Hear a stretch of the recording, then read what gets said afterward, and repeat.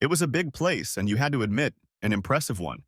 For some inexplicable reason, the modern exterior hid an interior done in the style of an old baronial castle, like those lavish sets you sometimes see in movies. It's basically a Victorian interpretation of the perfect medieval castle. After all, in the good old days, they didn't have the technology to build such large and extravagant buildings. One thing I knew for sure, the wedding wouldn't have taken place in a place like this if I was footing the bill. But my ex-wife Shauna had made sure that wouldn't happen years ago. I thought I had found a safe haven, tucked away in the pseudo-minstrels gallery, which served as both a spotlight tower and a projection room, from which I could watch the ceremony but not be seen by anyone on the floor of the main hall below.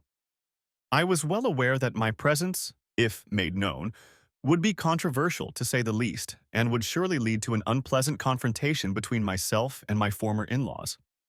Besides, I was sure my daughter would be less than thrilled if it happened. I even assumed that Tamsin would be even less pleased to learn of my presence than Veach and George, her crony husband. Anyway, I was sitting in silence, lurking in the back of the minstrel gallery from where I could watch my estranged daughter's wedding, when suddenly a voice whispered right into my ear, "Hey, pretty boy, I thought you wouldn't miss this little celebration." To say that the sound of that voice made me wince is an understatement. I literally jumped off the fishing stool I was sitting on and collapsed to the floor.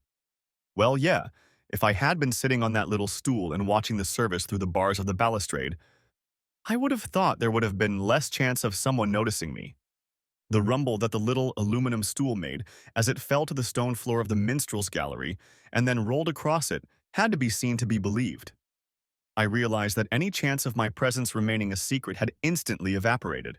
From my new position, lying on my back on the floor, I raised my head and saw trouble towering over me. My daughter's aunt, looking very embarrassed, was making frantic apologetic hand gestures toward the hall below. Megan, or Trouble, as I had jokingly nicknamed her in my youth, was, or rather already was, my ex-wife's mischievous younger sister. Megan was often the bane of our courtship. Peeking between the bars of the balustrade, I realized that my hiding place had suddenly become the center of attention for almost everyone in the building. The bride, groom, bride, celebrant, photographer, choir, cameraman, and most of the congregation were looking at Megan with an annoyed and/or somewhat puzzled expression. So I pressed myself to the floor as hard as I could and prayed that no one else would notice me. Then Megan, signaling that the service was continuing, picked up my little stool and delicately lowered her cute little tummy onto it. From my reclining position, I could no longer see the floor of the main hall, but I could almost hear what was going on downstairs and soon realized that the wedding service had resumed. I hoped that the incident had been written off as one of Megan's pranks. Megan's penchant for unusual behavior and surprises was legendary in our family, even when she was a child. "It's okay, you can watch now," whispered Megan. "Sorry, I didn't mean to make you jump, Billy." "You made me jump, woman. You almost gave me a heart attack." "Where did you learn to sneak around like that, Megan?" I whispered, maneuvering myself into a position to observe what was happening below. It became clear to me that I had temporarily lost the use of my little stool. "Oh, I kind of learned that as a kid, sneaking up on a couple of familiar lovers." She lowered her gaze and winked at me. "You cheeky little monkey." "I'm not so little anymore, Billy boy. Just watch your step or you might find yourself raped later." "Oh no, I won't, Megan. I'm on train number 430 leaving this bleeding hole." Megan looked down at me again, made a strange but strangely familiar gesture with her eyes that I thought meant, "That's what you think," and then made a hand gesture toward the platform below. With that, she let me know that the conversation was cut off until after the ceremony. I'd always liked Shauna's little sister. Yeah, sometimes she was a real pain in the ass when Shauna and I were courting her. But Shauna was always less tolerant of Betta's antics than I was. Megan always struck me as a good-hearted kid who needed attention. There was a good 4 years between the two sisters, a recipe for strife like never before. I always thought Megan just didn't realize that her older sister, and me included, needed privacy from time to time. The service ended, and I tried my best to get a glimpse of the groom as he led Tamsin out of the hall. Not that the angle of view made it an easy task if I was going to stay out of sight. As far as I could judge the guy, he seemed like a decent enough person. Thankfully, everyone was so focused on the bride and groom that I don't think anyone even glanced at the minstrels gallery.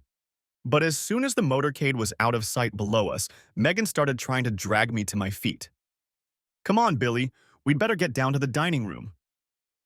I resisted, tugging furiously on Megan's arm, trying to remain unnoticed until all the guests had left the room. No way in hell Megan is going to show up at this party. Oh my god, I'm going to jail. Don't be ridiculous, Billy. It's your own daughter's wedding. Why would the police arrest you? Well, for starters, that bleeding restraining order, I muttered. No, Billy. Shauna's already dead, and she's the only person named in the restraining order. When he killed her, the order immediately became null and void. What do you mean he killed her? I demanded, almost jumping to my feet. It was an accident, wasn't it? Billy, that damn cretin always drove like a damn idiot. And still drives like one. That weirdo? Every time he gets behind the damn wheel, he's in for a crash. Do you have any idea how fast he was going that day? I know very little about it, Megan. I saw skid marks on the road, Billy. He drove like a bloodthirsty idiot that night, just like he always does. I just can't understand how he hasn't been prosecuted for my sister's murder yet. Even Tamsin knows who's responsible for her mother's death. You may have noticed he wasn't here today. He wasn't invited. Neither was I, Megan. Yes, he was. In a way. I just couldn't find you to let you know about it. Look, my invitation says, Miss Megan Stone and a guest. No reservations or anything. Guess who's going to be my guest? I laughed out loud. You've got to be kidding me, Megan. I'm going to show up at Stone's wedding. I've been there once before, remember, my girl. And you remember how that turned out in the end. The fact that my sister was a dumb cow has nothing to do with it, Billy. You're Tamsin's father and… Christ, you were supposed to be there today, giving her away in marriage, not her grandfather. Now you and I are going to the reception together, and I don't want to hear any nonsense about restraining orders. My Uncle Albert assures me that there is not a single legitimate reason why you should not attend the reception as my guest. What's more, he thinks it's a damn good idea. He's always been in your camp, you know, even when things went wrong. And here I was wondering why that old bastard doesn't represent Shauna's interests, I commented. Look, Billy, if my Uncle Albert thought he could get away with it, I'm damn sure he'd represent you for free. He was totally unimpressed with my sister's behavior back then, and he took a very tough stance on her and my mom and dad. He outright refused to represent Shauna. As far as I know, he and my mom haven't said two polite words to each other since then. The only time I saw them together in the same room was at Shauna's funeral. I think Uncle Albert was a little disappointed that you didn't show up that day. I wasn't even in Megan's country. I was helping a group taking pictures of the fauna and flora of South Georgia. Since those people were trapped there when the Argentines invaded, they prefer us to stay off the ship if possible. Anyway, I knew nothing about Shona's accident until 3 months after her funeral when we returned to the UK. I met Toby what's-his-name there in Falmouth, and he told me about the accident. While I listened to the explanation, Megan lifted me to my feet and started brushing dust off my whistle. No, that's my costume. God, what minds some people have, I ask you. Come on, Billy, Megan continued. Let's go down to the front desk before the line for the reception dissipates. From the way Megan squeezed my hand tightly, I realized that, whether I liked the idea or not, Megan had decided that I would attend her daughter's wedding reception. Against my better judgment, I admitted defeat. I had to admit that it was probably only due to the significant amount of alcohol I had consumed in the previous 24 hours. It had clouded my judgment enough to give in to Megan's desires. Yeah, look, I better explain. When Shauna and I first, broke up, I have to admit, I didn't handle the situation as well as I could have. I ended up having to spend more than one day visiting American authorities, or local law enforcement anyway, when I decided to get a little revenge. I reprimanded the new man in Shauna's life a bit. It may have been a frivolous and somewhat enjoyable endeavor, but it ended up being very misguided. The confrontation didn't end up the way I expected, and I ended up getting a thorough kick in the ass as a result. Unfortunately, Shauna somehow got caught up in the mess, resulting in a visit to the nearest emergency hospital, as the Yanks like to put it. Hence my imprisonment and numerous court orders both in the US and UK. forbidding me from coming within a mile of Shauna's whereabouts at all times or almost all the time. Be that as it may, I can assure the reader that I personally have never laid a finger on my unfaithful wife. To the best of my knowledge, not once. This statement, I'm sure, will become clearer to you later. Where was I? Oh, yes. Anyway, after the trial, I became an ex-convict, as the Yanks like to call us, and was labeled a bully and wife-beater. And after the fight, I was unceremoniously stripped of my parental rights to our daughter, Tamsin. Incidentally, almost all of this happened while I was still in an American prison. Not a pleasant experience, I assure you. In fact, at that time in my life, nothing was pleasant at all. The label of an ex-convict was not very conducive to my working career either. Try getting a work visa to the United States with a record like that. However, none of this stopped Shauna, with the help of the British legal system, from demanding that I financially support Tamsin until the child turned 18. I'm not very proud of what I have to admit. After the system kicked my ass so effectively, I took solace in booze for a while. However, I managed not to turn into a complete wreck or a hardened alcoholic, but that was probably due to inherited biological traits rather than some kind of mental impulse, if you know what I mean. However, I still needed something to help me face the day in the best possible way. Are you still in the movie industry, Billy? Megan asked, leading a somewhat unsure me as we slowly made our way forward, up the stairs to the main lobby of the venue. No, not really, Megan. I replied, I guess you could say I'm in the transportation business now. Most of the time I work as a sailor on research vessels and the like, though I do shoot quite a bit. I guess they're comfortable having a backup or second experienced operator on board to help document what's going on. Sometimes I'm the only cameraman on board. So you've given up on Hollywood? Megan, I never worked for any of the big guys. The most I was capable of was being a second cameraman, and on some pretty mediocre third-rate movies at that. Unfortunately for me, my wife had much more success with directors and producers than I did. Shauna always wanted to be a star, Billy. You knew that even before you married her. Yeah, but I didn't realize how far she'd go to realize her dream. Hell, look at this pile. We found ourselves in the hotel lobby, which we had to walk through to get to the entrance to the hall where Tamsin's wedding reception was being held. The huge room was filled with guests patiently waiting their turn for the formal reception. I realized that the witch, Megan and Shauna's mother, had planned the show, and she had pulled out all the stops. The witch has an even bigger megalomania than my ex-wife. The witch planned and organized our weddings, even though they weren't on the same scale as this celebration. I should add that the witch and I never belonged to each other's respective fan clubs. Therefore, I assumed that my appearance at this reception might prove disastrously unsuccessful. Once anonymously in the crowd, I no longer felt so vulnerable, defenseless. Though more than one of our guests' relatives quickly stepped into the conversation, recognizing me, probably from Shauna's wedding and my own a few years prior. I also knew I had a few allies, but they would be kept a closely guarded secret. The Stones were a pretty tight-knit clan. Eventually, the crowd began to thin, and the witch finally spotted me from her seat a little further back from the receiving line.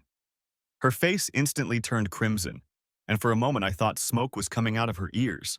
Though I protested, Megan dragged me through the entrance to the conference room and to the front of the reception line.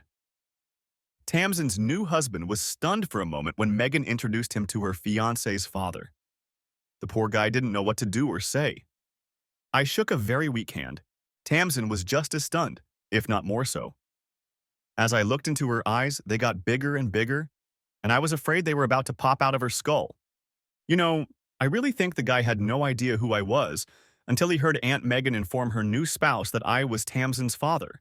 For some inexplicable reason, I decided to say, "Hey baby, it's been a long time since I've given you a lap ride." Before taking her outstretched hand and kissing the back of it. Yes, I considered hugging Tamsin, but I was afraid she might faint if I did.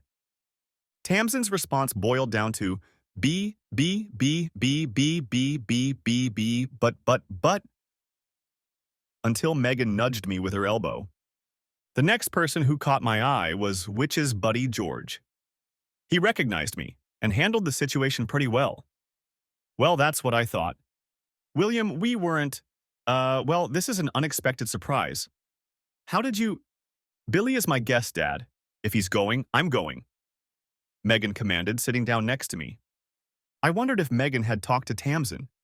It seemed to me that there just wasn't time for that. I wouldn't think that for a second, Megan. The old lady replied, Of course, William is welcome here. I was just surprised he was in the village. Your mother assured me he was working somewhere on the Antipodes now. I was working in Antarctica, sir. I have no idea why I addressed the bastard as sir. Probably habit. My ship docked in New Zealand 5 weeks ago, I informed the old man. 7. You see, Megan, your mother has been trying to contact William. You got her message, I believe, William? Your mother told you she would contact William, Megan. You are very welcome here today, my boy. George shifted his gaze from me to Megan as he spoke. Whatever he said, I was sure there was no message. In the age of modern electronic communications, things are pretty good, only occasionally interrupted by extremely bad weather on the coastal bass. So, despite all the old man's assurances to the contrary, I was certain that I had never been included on the guest list, even tentatively. I was convinced of this by the fact that my former mother-in-law had disappeared from the waiting list by the time we got to her house. I even wondered if she'd rushed off to call the police or something. Tamsin's new in-laws were polite, pleasant, and obviously very embarrassed. They didn't look like they'd seen a ghost. Better to say they were shocked to find themselves shaking hands with one of them. It was all quite amusing from my point of view, but I wondered what exactly they had been told about Tamsin's father. Most of the other guests had no idea who I was, so they looked at us curiously, probably to see why Megan had chosen to watch the wedding ceremony from the minstrel gallery as we left the reception hall. Like everyone else, I took a glass of bubbly from a passing waitress and drank it in one gulp. Megan explicitly told me to slow down as I took a second glass. Then the imposing figure of Sir Albert Stone appeared through the crowd. I even wondered why Uncle Albert hadn't been included among the guests. After all, he was the patriarch of the whole damn clan. William, my boy, how nice to see you here today. Hyacintha, the witch, led me to believe you were abroad and unable to attend, Albert said as he extended his hand for me to shake. I can't say I've always liked that old geezer. Megan's Uncle Albert is a barrister by vocation, and he always seemed too formal for my liking. In my youth, I had a natural dislike for his type, a dislike which has since been somewhat strengthened by my encounters with members of the legal profession. However, Megan had hinted that this old geezer had sided with me during the collapse of my marriage. As a result, I was forced to do a quick reevaluation of my feelings towards this character. How do you do, sir? I replied, shaking his hand. It is a pleasure to meet you again. Capital, capital. Albert grinned back. I'm not quite sure what the phrase capital, capital, capital is supposed to mean or imply. But I know from memory that it was Uncle Albert's usual response to almost anything and everything that was said to him. Provided everything went as the old bonehead would have liked, that is. At this point, Tamsin appeared in front of me, her duties on the receiving line apparently completed. In fact, completely oblivious to her manners, Tamsin rather rudely elbowed her way between Uncle Albert and me. The look on Tamsin's face I can only describe as an expression of utter disgust. You don't have everyone at home here. What do you want to get? Some kind of handout or something? Or do you just want to embarrass me? Demanded Tamsin, though surprisingly quiet. I suppose I should point out that Tamsin's words and the way she said them were taken straight from the witch's repertoire. It wasn't my daughter speaking to me. It was Tamsin, who had been brainwashed by the witch since she was born. The realization of that fact disappointed me, but I wasn't offended by Tamsin's attitude toward me. It only confirmed that everything was as I'd suspected. I shifted my gaze from my daughter to Albert and then to Megan standing next to me. I told you this was a bad idea, Megan. I better go, I said and turned to leave. No, wait a minute, young man, Albert exclaimed, loud enough to get the attention of almost everyone standing nearby, and commanding enough to make me stop instantly. I turned around, wondering what the old man would say. Tamsin, your father traveled almost halfway around the world to be here with you on this special day for you. The least you can do is be polite to him? In fact, Albert's statement is not true. I almost always spent the summer months in the UK. Most of my work on ships and natural history took place in Antarctic waters, but there's not much going on there at this time of year. My daughter looked, well, I'm not sure. Puzzled, I guess you could call it. She shifted her gaze from me to my uncle, to everyone watching, and then back to me again. Then she said, I'm so sorry. Father, your unexpected presence has taken me by surprise. You have never shown any interest in my life. And where did you get that idea, Tamsin? Roared Albert. I must tell you, young lady, that your father has watched your development very closely. He has risked arrest more than once to witness important events in your life. Isn't that right, young man? I'm sorry, sir, I started to reply, but Albert, unable to hold back, continued speaking. Handing out prizes at that damn fool expensive school your mother insisted on sending you to. I am reliably informed that your father attended every one of them. He was also at your graduation from university. Damn it, girl, you walked past your father to get your diploma without even noticing him. He knew who you were, but you didn't recognize him. Don't forget your mother recognized it too, and that probably saved your father from a visit to the local justice of the peace court. I didn't know you were there, Uncle Albert. Tasneem took a chance. I wasn't, Tamsin. At any rate, not as regularly as I'd like. Your mother and I have had our differences. You know we have. But I have people who have been wary of your development all these years, and they might have recognized your father. And none of them could have accidentally broken your father's cover, could they? With your mother around, your father's presence was technically illegal. I would advise you, Tamsin, to smile sweetly and forget about your supposed disagreement with your father. I assure you, or rather, your father's reputation in your eyes, has always been a victim of circumstance, coupled with your late mother's extremely poor judgment. Let's have a family truce on this special day, shall we? By this time, my daughter was looking rather embarrassed. If you insist, Uncle, Tamsin agreed, and then added, but I wonder what his reason is for coming here today. Tamsin then turned her back to me and disappeared into the crowd. After watching her leave, Albert turned to me. William, I'm afraid your daughter has only heard a one-sided account of her parents' divorce. It didn't help that you and Hyacintha didn't get along from the start either. I was never good enough for Shauna in her mother's eyes, sir. I replied. No one could ever be good enough for Hyacintha, William. I don't think even my brother fits that description in my sister-in-law's eyes. It appeared, however, that Hyacinth had already given up. She's up there on the platform, apparently rearranging the seats at the top table. When I looked closer, it turned out that the witch, assisted by her perpetually awkward husband George, was indeed rearranging the serving pieces. As we watched, I noticed one of the photographers approaching them. The witch spoke to him briefly, and then Hyacintha was clearly pleased with her rearrangements. The small entourage left the platform. They're getting ready for a group shot, Billy. We'd better go, Megan informed me quietly. No, you go, Megan. Tamsin won't be thrilled with my presence. Besides, without the monkey outfit, I'll look completely out of place in the pictures. It'll ruin the whole set. Billy? Don't argue, Megan. I'm on the verge of walking out anyway. I knew it was a bad idea. After a few more protests from not only Megan, but also her uncle Albert, they left me alone and went outside for a photo shoot. To my relief, almost all the other guests also went out into the hotel garden to watch or participate. And I took this opportunity to slip onto the platform and have a little romp. Of course, the witch had seated me next to Tamsin's new husband, but given my daughter's behavior and the fact that I'd never met this young man before, I thought it might get me in trouble. Besides Megan, at the end of the table sat Uncle Albert and his wife, apparently my only open allies. So I sat Grandpa Tamsin in that seat, since I suspected that's where he had originally planned to sit. Then I placed my own, hastily scribbled, card next to Megan's at the end of the table. I figured it would be safer that way. Upon returning from the photo shoot, Megan briefly slipped into spoiled child mode. It had been a while since I'd seen her in that state, and I thought it was funny. I figured she was prompted by my refusal to participate in the photo shoot. Well, if you keep acting like this, I'm going to go find a bar, was all I managed to say to put an end to Megan's feigned protest.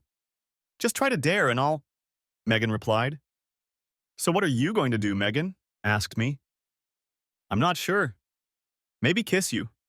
I've always wanted to do that, but I've never had the courage. I always knew Shauna's little sister was holding a candle for me, but I was surprised to hear Megan say that she was still carrying that torch. Oh my God, Megan. I thought you had grown out of silly teenage crushes a long time ago. Oh, I have. I even found what I thought was the man of my dreams. But I soon discovered that all that glitters is not gold, and what you see isn't always what you get. It wasn't until I divorced that scoundrel that I realized exactly what my sister had so carelessly discarded. I'm not at all sure I understand what you meant, Megan. Okay, a confused person is safe. She grinned. Come on, it looks like they're sitting down to eat. The top table was unusually long, and Megan and her guest had originally sat somewhat lower in rank. Although the witch had rearranged things, I had, to the old bitch's dismay, undone her changes. Great fun, it seemed to me. The witch seemed to accept my rearrangement without protest, but threw me a baleful glare. Albert sat down next to Megan. I thought Hyacinth... He began as we took our seats. I thought her original plan would prove more diplomatic, sir. I interrupted him. With a capital letter, I always knew Hyacintha was wrong about you, my boy. Anyway, drop the formalities, please. To the family, I am Bertie. Throughout most of the meal, Albert monopolized me in conversation, virtually oblivious to everyone sitting around him, including his wife, but with the exception of Megan, who sat between us. He spent almost the entire meal asking me pointed questions about my travels. I almost felt like I was in a witness box. Well, he was a top-class barrister, used to cross-examination. Well, we'll see how they handle it, won't we? Albert commented, leaning back in his chair as the master of ceremonies called for silence for the formal toasts. Grandpa Tamsin, who had given it, and presumably paid for the party, stood up and gave a brief speech of welcome. And then the old geezer took me by surprise, calling on the father of the bride to say a few words and propose a toast to the happy couple. Judging by the look on Witch and Tamsin's faces, his proposal wasn't part of the master plan and wasn't approved. And it certainly didn't win everyone's approval. As I said before, the old fool caught me completely confused and completely unprepared. So I had to pull myself together quickly and act winging it. I really don't remember almost anything I said that day. I think I started by mumbling about unfortunate circumstances or something like that, but then I started talking about Tamsin, inserting just about every humorous incident from her life that I know of into the speech. Anyway, the speech must have been pretty good, and, I assume, prepared in advance, because I was shocked to find that the whole damn room erupted into fits of laughter. Perhaps it was because I was making such a fool of myself that they were laughing at me. But even the witch's face cracked at some point in my musings. Then, remembering that I was breaking the magical rule of 7 minutes, yes, I kept my eyes on the clock, never had the minute hand moved so slowly, I proposed a toast to my new son-in-law and his beautiful bride, and then threw the ball into the groom's yard. That was great, Billy. How long have you been preparing that speech? Megan asked as I collapsed into my seat. Was it good? I asked, not believing I'd managed to pull it off. Capital, capital, capital, my boy.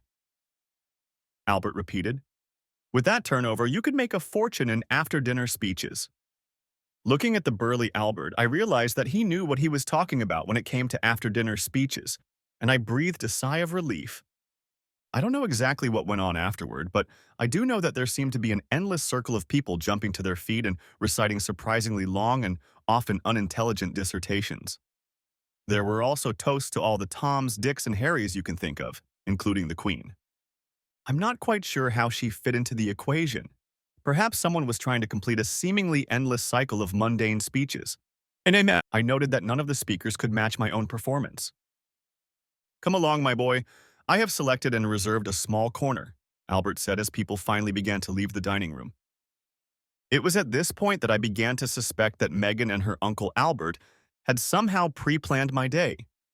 Perhaps it was only a rough sketch, but they both clearly knew what they were doing and seemed to be working in unison. Uncle Albert's wife never spoke much to me, but smiled pleasantly whenever our gazes met. Megan, taking my right hand firmly in hers again, led me into the next room and sat me at a table near the bar. Oddly enough for a wedding reception, this table was in a separate, small area, the kind of executive area sometimes found in high-end nightclubs. I had always considered such places pretentious and felt out of place here. A young woman, who seemed to have been assigned as Albert's personal waitress, quickly appeared and took our drink orders. I noticed that almost everyone else had to stand in line at the bar to get refreshments. Only a few of them managed to catch the young woman's eye as they tried to order from her. I also noticed that at the far end of the hall stood a similar barrier, but it remained empty for the time being. Later, I noticed that the witch, her husband, and the groom's parents periodically retreated there. Shortly after we were served our first round of drinks, Sir Albert Stone began to lead the proceedings. Numerous younger members of the Stone clan, some of whom I met at my own wedding many years ago, arrived, introduced their mostly adorable, but sometimes hideous, offspring to Uncle Albert. Then, after carefully raising their hats to the patriarch of the family, they would disappear into the crowd. This pointless pantomime made me stupidly bored and went on for probably about an hour. During the whole time, Albert did nothing but repeat his favorite phrase, capital, capital. Sometimes he even added a third capital, to make it more convincing. Honestly, if it wasn't so ridiculous, it might have been funny. I tried to ignore the pantomime and probably would have backed off if Megan hadn't clutched at my arm as hard as she could. And unfortunately, Albert decided to make sure that all of our visitors were reminded, and in some cases informed, that I was Tamsin's biological father. I think Albert wanted to let those who thought otherwise know that he had decided to revoke my former status as a family pariah. Whenever I tried to ignore what was going on nearby while chatting with Megan, Albert would introduce me to another family member, whether I knew him or not. There was one brief interlude of subservience as her new husband spun Tamsin around the dance floor. No one asked me to dance during that time, which, in a way, was very convenient because I'm not much for old formalities, especially when me and my partner are the center of attention. I suppose that's the last of them, Albert said with relief in his voice as the last little family group left our enclave. Now, my boy, I think we'd better get down to the serious business at hand. We can't have your daughter addressing her father the way she did before. Damn impertinent of her. It would have been nice if you had been around to get her on her knees and give her a good spanking years ago. She needed that. Heck, her mother needs it too. George has always been too soft on Shauna. And then there's young Megan. Oh, hello, Uncle Albert, Megan grumbled. Oh, you weren't so bad, Megan, but you have to admit that sometimes you were a bratty kid. Sometimes you gave your parents a real dance and song. I was never as bad as Shauna, Uncle. No, I'll agree with you, Megan. But I'm sure that if William had put Shauna on his lap and tanned her back the first time she took a selfie, everyone's life would have been a lot easier, including his own. Knowing Shauna, I would have spent most of that time behind bars, Albert. I intervened. Yes, you're right. Perhaps you would have, William. Shauna was her own person and sometimes showed a distinct lack of common sense and conscience. At times? Megan asked. Yes, but too often. Albert agreed. Be that as it may, young man, it's time to mend your relationship with your daughter. Albert gave a cursory wave of his hand, and our waitress appeared. He whispered something to her that I couldn't catch, and then she disappeared again. After a few minutes, Albert suddenly rose to his feet and ordered, Come on, you two. We can't do this in front of the whole world and his wife. It might get indecent. The large man then headed toward the main lobby. The crowd on the dance floor magically cleared a path in front of him. Megan, still clutching my right hand in an iron grip, led me behind him. I think I'd mentioned before that this day felt like it had been pre-planned. This feeling was reinforced when Albert led me into another, much smaller and almost completely deserted function room.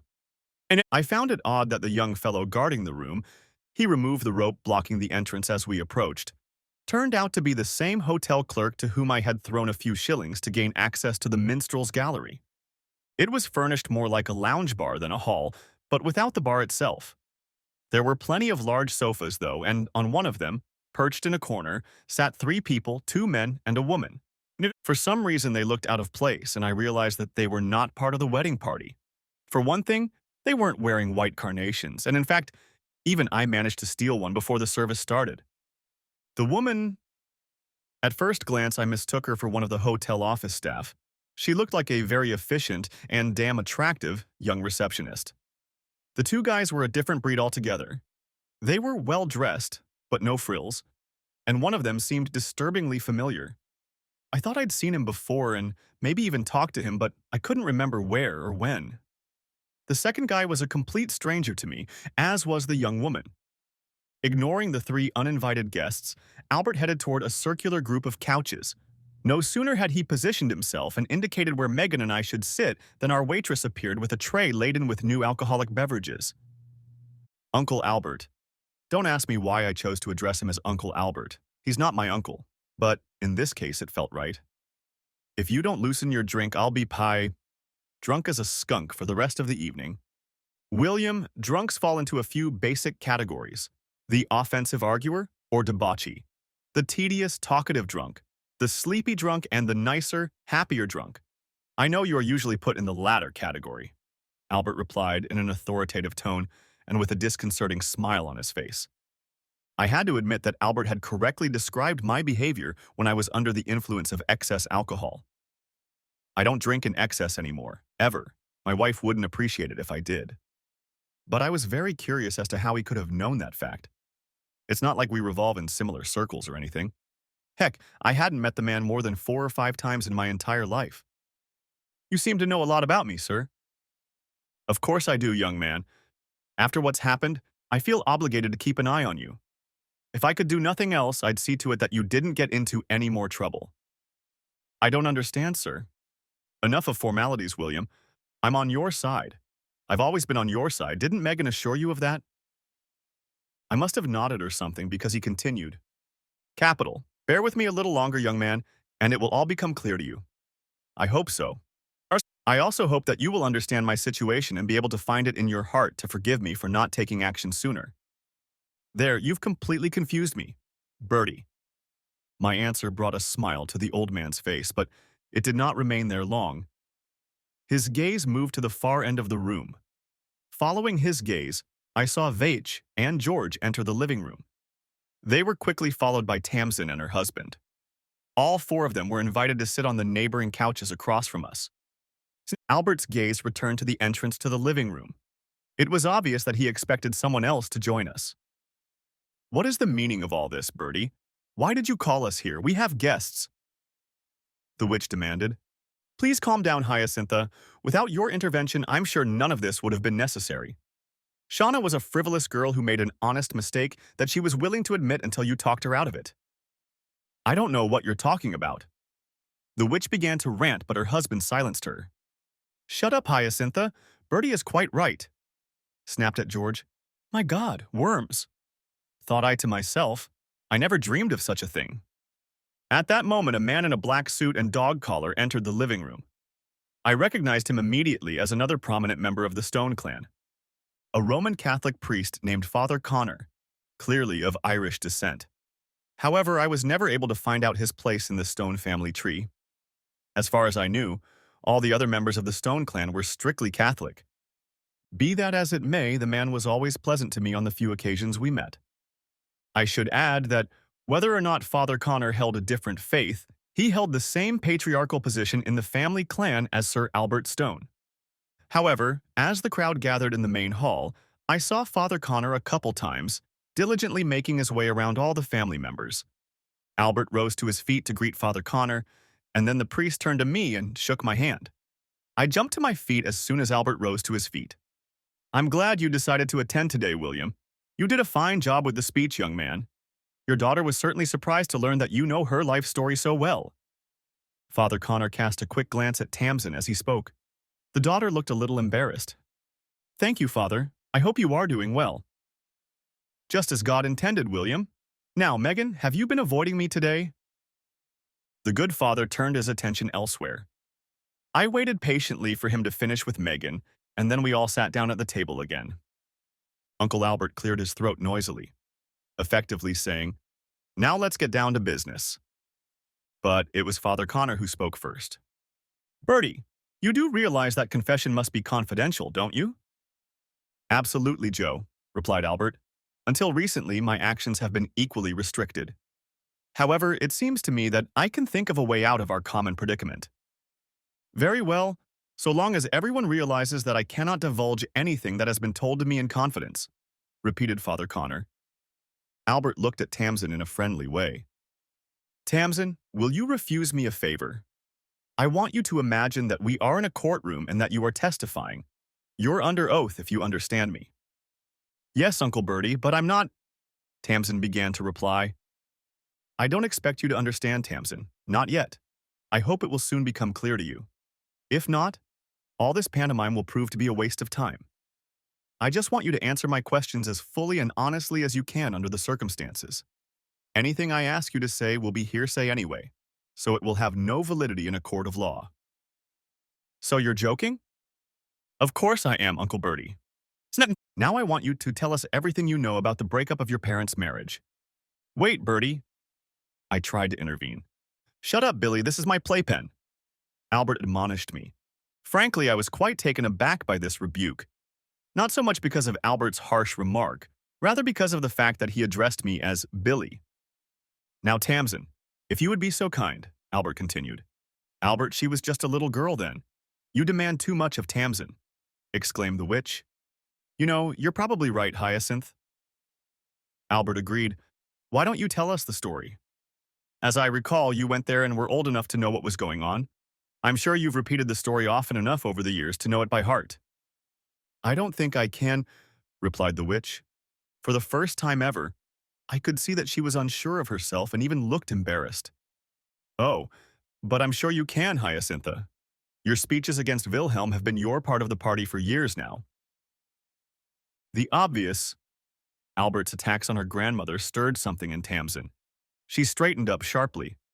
I'll do it, Tamsin started to say, but Albert stopped her. Albert seemed adamant that the story be told by the witch. I don't understand why, but I have to assume that Albert's initial request for Tamsin to tell the story was some sort of legal stunt designed to achieve I don't know what. How legal minds work is often a mystery to us mere mortals. Eventually, the witch gave in, though she averted her eyes from my gaze the entire time she spoke. I will not repeat Hyacinth's words. Some of what she told was completely out of chronological order, and even more of it had nothing to do with the actual events of the time, mother and daughter. Nevertheless, I will try to retell the main points of the story as it was told by the witch that day. The witch's diatribe. Shauna and William had already been in America for several months working on the movie. For Shauna, it was her first feature film, and William was working as an assistant cameraman or something like that. Larry Parker, the director of the movie, was very impressed with Shauna's acting ability and told me that she was about to become a big star. We thought it was going so well. When she called home, Shauna was very excited to have a big chance to be in the movie. However, when she had 18-month-old Tamsin with her, things got a little more complicated. Shauna told us that several girls on set were very responsive and looked after Tamsin when she was on set. But one night, everything changed. We got a call that William had gone out and drunk himself into oblivion. He had returned to the cabin he and Shauna shared, where she, with Larry's help, was rehearsing her lines for the next day's filming. For some inexplicable reason, William became enraged and lashed out at Shauna and poor Larry with a broken chair leg. Luckily, Larry managed to overpower William by knocking him out before he could kill them both. From what I understand, William was completely out of it. However, Larry couldn't stop William from breaking Shauna's cheekbone. Poor Larry had a hard time too because William gave him a very nasty black eye. The police, of course, prosecuted William for assault, but I brought Tamsin back to my place in the UK before the case went to court. I know he was sent to prison, but I don't know for how long. And of course, after serving his sentence, he was deported back to the UK. After William beat her, Shauna divorced William. What else was the poor child to do? No woman should have to endure such treatment from her husband. Shauna was to get another, much bigger role in a movie that was to be filmed in Hollywood. Larry had arranged it. But her face never healed before filming began, and she lost that opportunity. William's rampage that night robbed Shauna of the chance to be the successful actress she should have been. The poor girl was so terrified of what William would do when he returned to the country that we were forced to get a court order forbidding him from going near her. As we all know, there have been several lawsuits over the years, but from that day to this day, we have not seen William outside the courtroom. The witch, looking quite pleased with herself, leaned back on the back of the couch, effectively announcing that the story was over. But I noticed that she still wasn't looking me in the eye. I was sure she couldn't have done that because she was well aware that the story she had just told was neither a complete nor an accurate picture of the events that happened in the States that weekend. I didn't sit in silence and listen to the witcher's dialogue as Albert wanted me to. Several times I had to object, adding or correcting details that the Witcher either ignored or was unaware of. Megan, however, still clinging tightly to my right hand, seemed to sense every time I began to lose patience. She squeezed my hand, and almost at the same instant, apparently they were communicating somehow, her Uncle Albert signaled me to shut up. "You seem to be a very rowdy drunk, William," Albert remarked Albert. "I find that very hard to believe. It's also rather strange that you managed to stay out of jail. It must be 22 years now." I nodded, confirming Albert's assessment. "It's rather odd that I haven't gotten any reports of you losing control of your emotions while under the influence. For the information of those not in the know, William has been monitored by some aides for years, and for some time now, William has been, well, let's face it, a little violent. Be that as it may, I have a feeling that William's interpretation of events will have a slightly different connotation. Why don't you enlighten us as to how you feel about that ill-fated weekend, William?" I unhooked Megan from my arm and shifted slightly in my seat. I didn't want her to interrupt me or interfere with my thoughts. In fact, I suddenly felt naked without the comforting feeling of Megan beside me. Then I looked directly at Tamsin, because she was the one I needed to understand.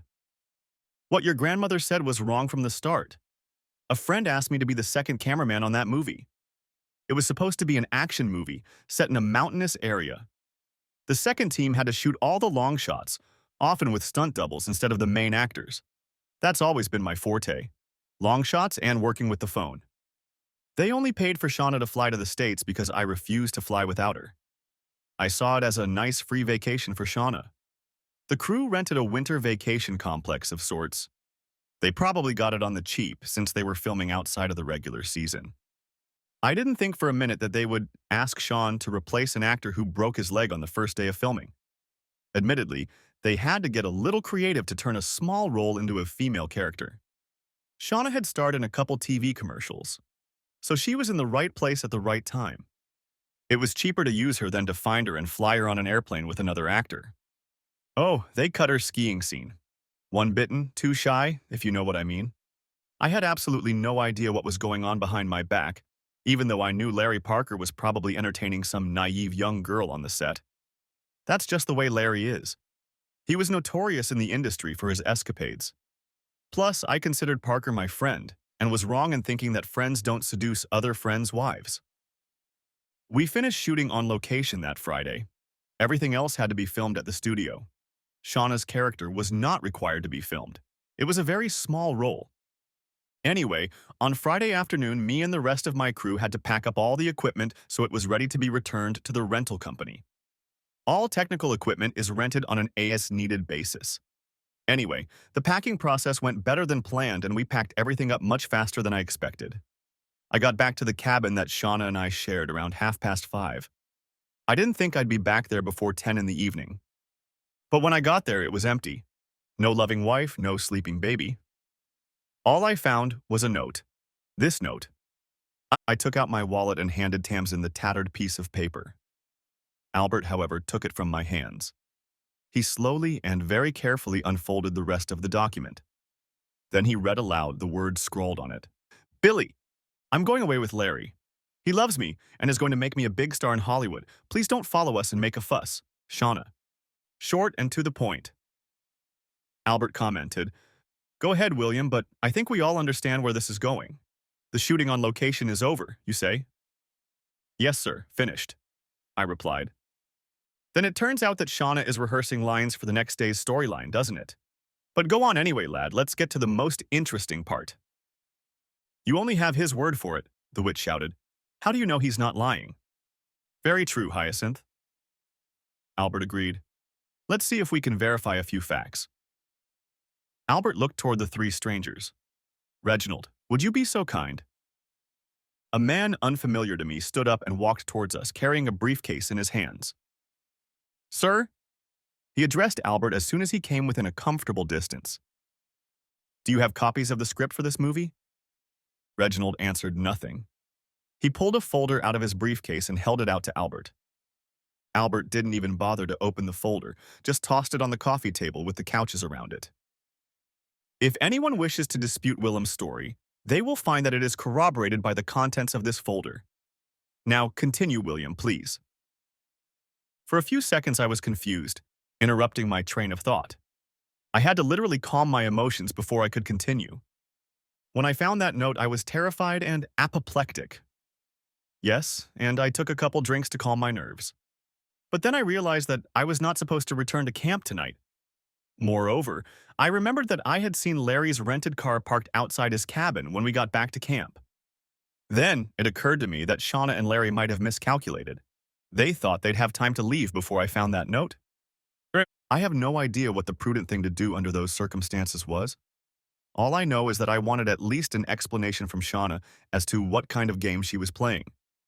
Parker, I was sure, would dump Shauna as soon as another stupid slut caught his eye. I really couldn't believe that Shauna had forgotten everything I had told her about how the man acted. I wasn't stupid enough to introduce my wife to Parker without preparing her beforehand.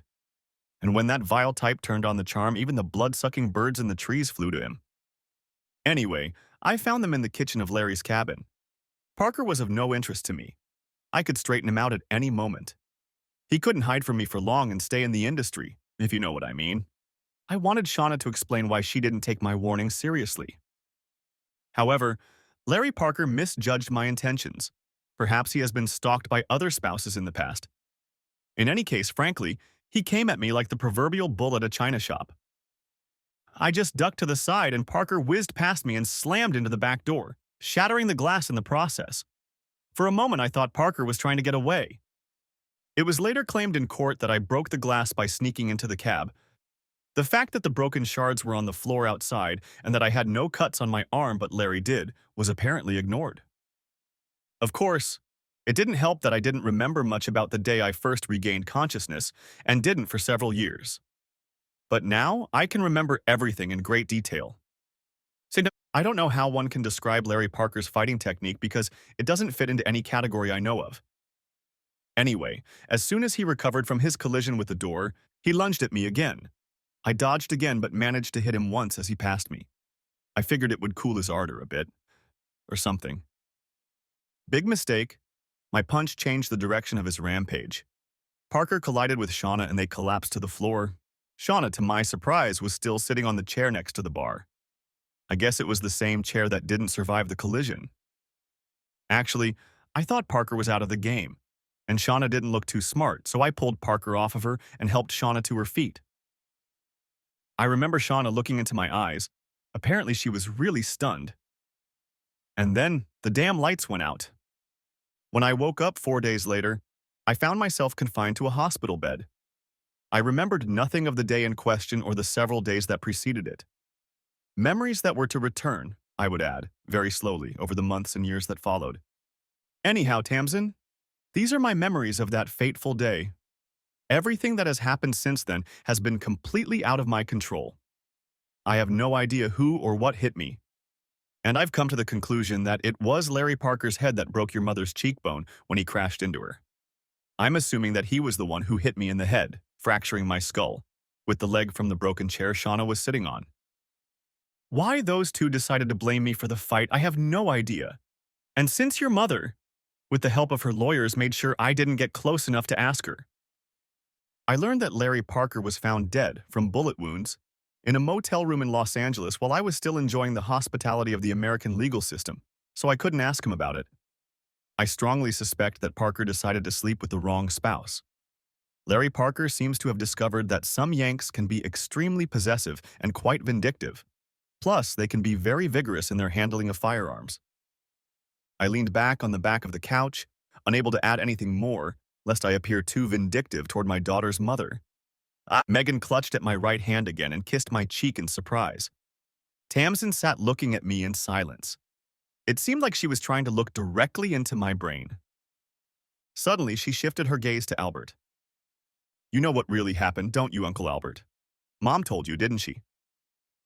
Then Tamsin instantly shifted her penetrating gaze to Connor's father. She told you too. She told my child, but like your Uncle Albert, our hands were tied, replied Father Connor.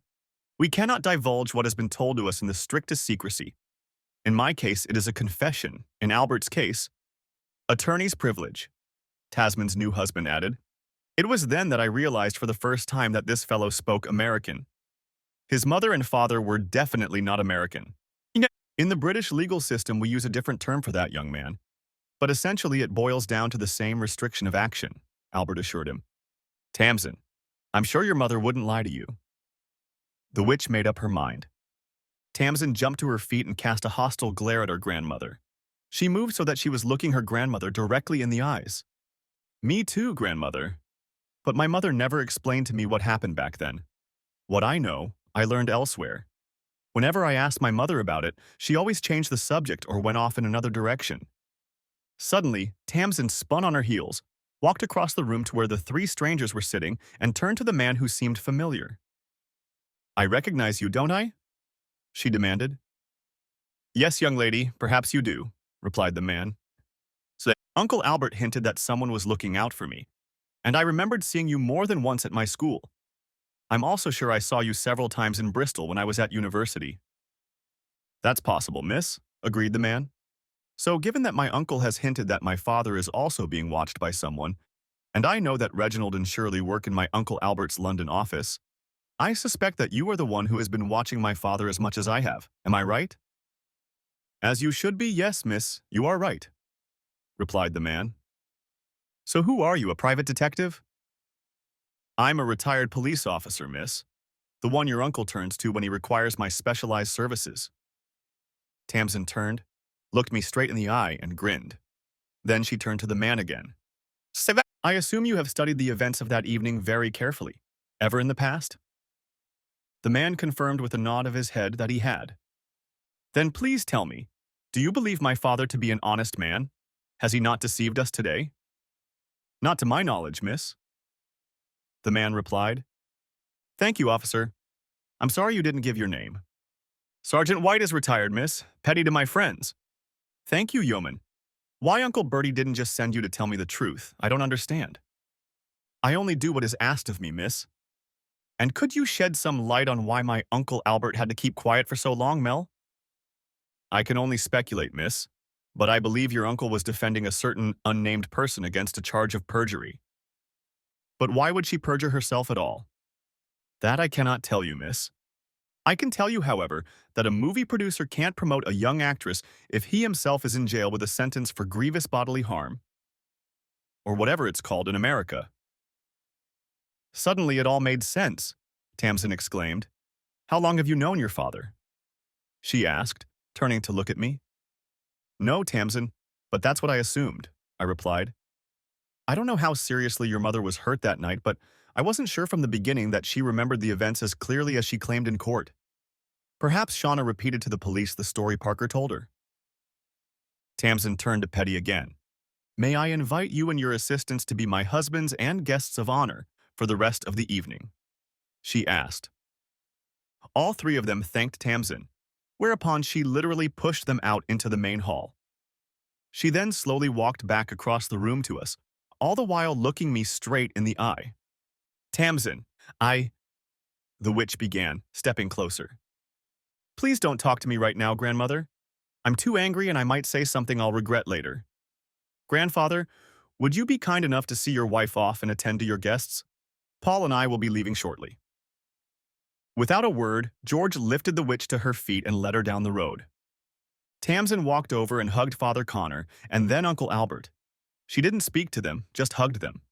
Then she turned to Megan and to me. Can I take your mind off my father for a moment, Aunt Megan? I'd like to talk to him alone. She then turned to her husband. Paul, Aunt Megan likes to dance.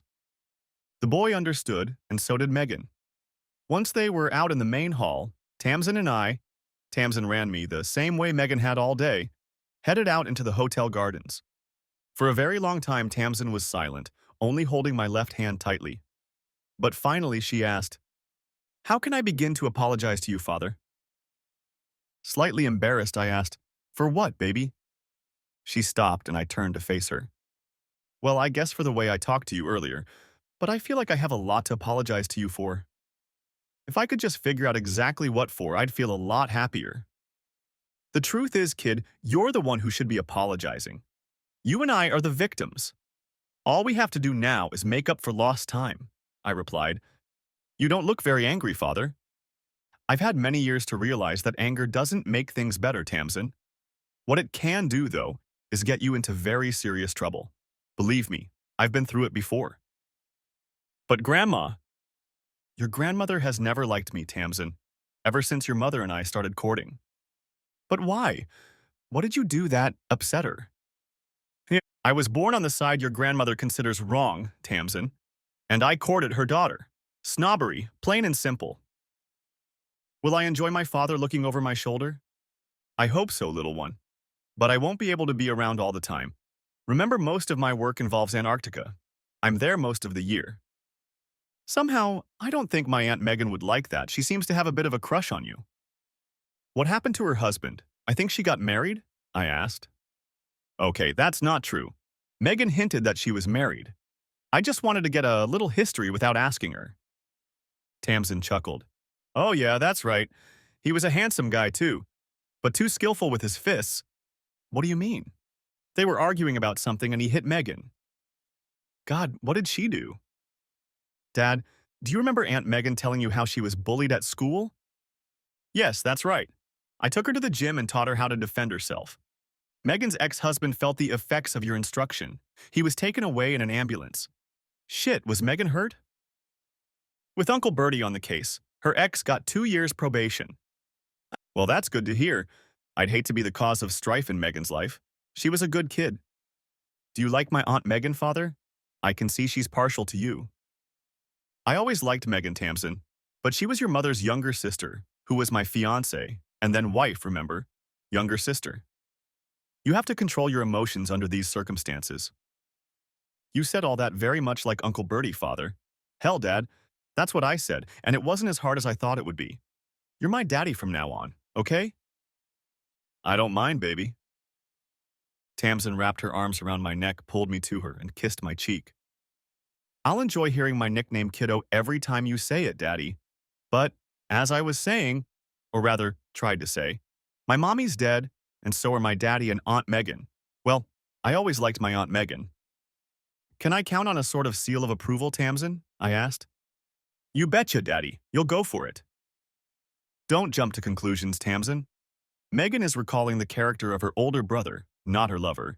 The two are not necessarily interchangeable. Uncle Bertie has spoken again. Let's get back in the house. I want to brag about Daddy to all my friends. What about your new husband? Paul left me alone for 2 weeks on a cruise ship. He has nothing to complain about.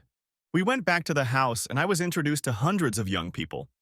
I didn't notice Megan, who I hoped would rescue me, but eventually Bertie appeared beside me. Tamsin looked a little reluctant, but eventually agreed that I could go for a walk with Bertie. In fact, as I realized, Bertie needed a cover as he slipped outside for a cigar. Apparently, Bertie's very quiet wife doesn't approve of his smoking. We stepped out onto the patio and Bertie lit a cigar. You do realize that I would never make Shauna sit on this, William, right? He said. Bertie, I may be a fool, but I'm not. She really was something special, wasn't she? Yes, she was. And she was terribly afraid of going to prison, especially an American prison. I wonder, she would have been sent to prison for perjury. She must have hit her head hard to break her cheekbone like that. In an English court, I have my doubts, but in an American court, I have no idea. Hyacinth scared Shauna that she was going to be sent to prison anyway, and Shauna witnessed your railroad trial. I read the transcript, William. It was small-town justice that left a lot to be desired. A decent appeal wouldn't hurt you. Bertie, by the time I figured it all out, I should have been released anyway. An appeal then would have forced Sean to go in the opposite direction, especially since Larry Parker was dead. You know better than anyone how some legal moguls look at things when they find out they've been cheated.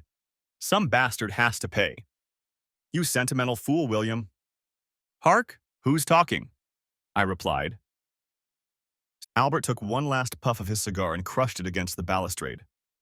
Don't tell that to the Mem Sahib, William, or I shall be castrated. Now we'd better get back to the house before Megan goes on another rampage. That girl is partial to you, young man. I've noticed, Bertie, I've noticed. Capital, capital, he replied, as we returned to the function room. It wasn't until Tamsin and Paul disappeared into the bridal suite that I realized I didn't have a reservation for this evening. The original plan was for me to return to the rented cottage on the south coast that I called home. Don't worry, I have a spare bed in my room, you can use it. Megan, aren't you rushing things a little too much? You know you need to hurry up. Hey, watch it, stud. I've seen you in action before and I want it to be the same this time? What do you mean you've seen me in action? You said it yourself, Billy. I'm particularly good at sneaking around, and more than once I've sneaked up on some people and watched them. Your little hideout in the woods turned out not to be as big a secret as you and Shauna thought. Damn it, you're a pervert, Megan. You want to see perversion? I'll show you perversion. Let's go to my room. When I opened my eyes, I saw Megan's face smiling back at me. Come to your senses yet? She asked. Damn, girl, you don't do things by halves, do you? I only had one night I could be sure of, Billy. I had to make sure you understood what you were offering. On a regular basis. Is that some kind of offer, Megan? I asked. Of course, love. And I can get Father Connor here quickly to make it official if you'll let me. Father Connor is a Roman Catholic, Megan, and we're both from the Church of England, aren't we? Details, details, details. I thought you were a sailor, Billy. Yes, but what's that got to do with the price of apples? Any port in a storm, lover. I'd marry a bleeding rabbi if you asked me to. Besides, I have this. Megan held out an envelope to me. And please tell me, what's in this envelope, Megan? 2 cruise tickets, the same luxury suite paid for by my old uncle. And it just so happens to be the same cruise where one man's daughter and her new husband will spend their honeymoon. Okay, you can date your daughter during the day and we can have fun every night.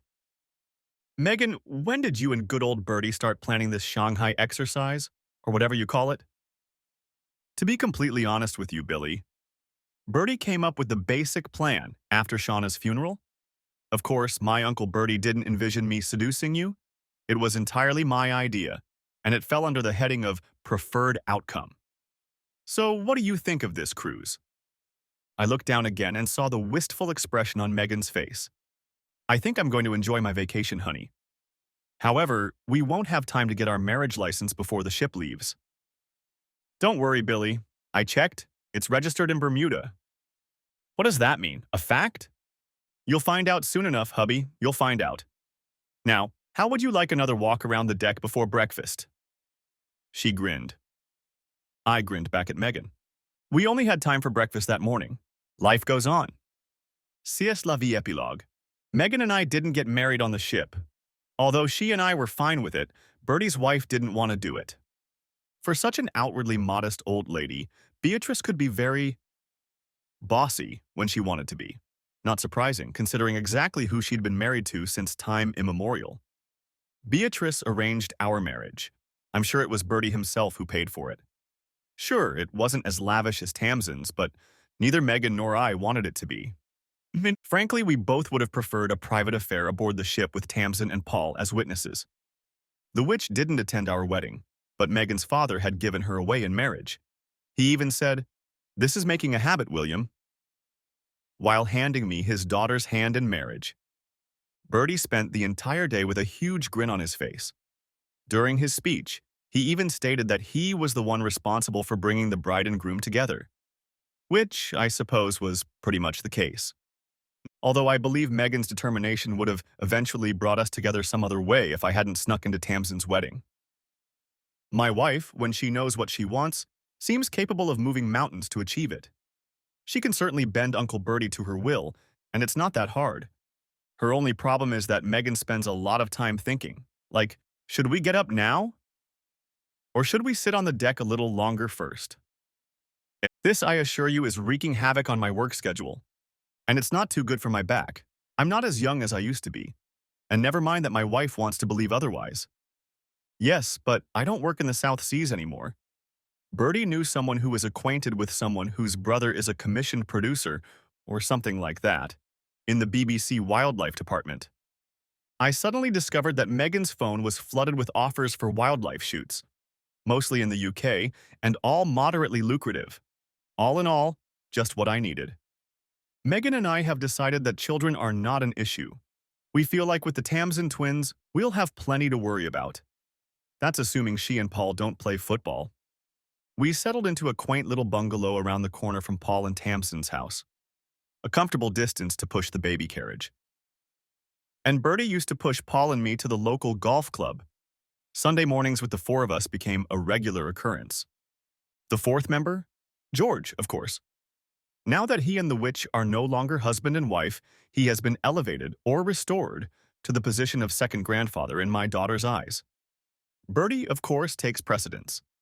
Well, since he's the patriarch of the family, what did you expect? Thanks for watching. Hope you enjoyed it. Subscribe to my channel and stay tuned for the next videos.